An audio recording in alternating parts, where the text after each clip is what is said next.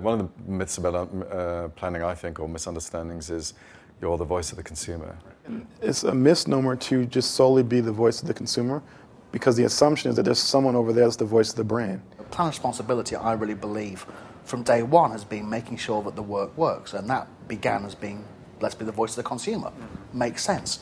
What's obviously happened since that kind of early stage of planning, both in the UK and as it got introduced into the US, is that it kind of, the definition got stuck as being the voice of the consumer.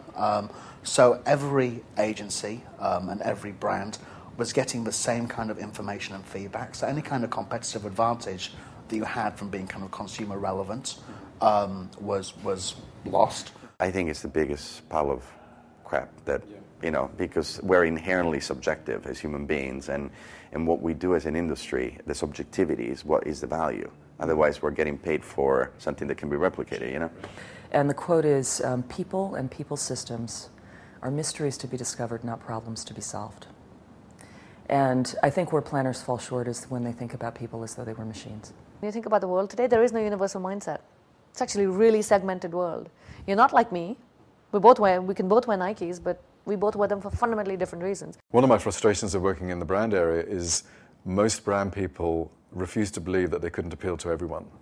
And you're never going to get 100% share unless you're a monopoly. So you have to discriminate. Discrimination is a very good thing. You're discriminating about who belongs and who doesn't, who believes in the ideology and buys into it and aligns their identity with its identity, with the cult-like community's identity, and who does not. And you say, nice to know you, goodbye to those who don't. You actually don't want them. They'll be destructive to the community. It's about being solution providers by using our imagination. That's really what it is. I think that somehow planning got a little too skewed towards understanding, you know, and became a little bit slave of its own understanding. I think it's important. You got to understand what's going on, but the reality is that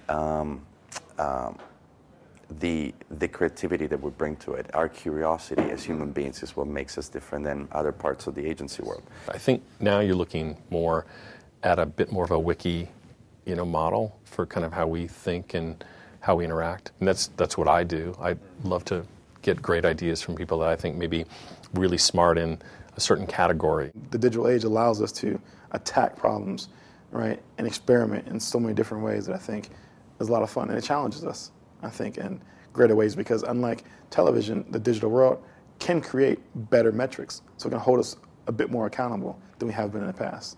The aspiration for planners is not about writing a great brief.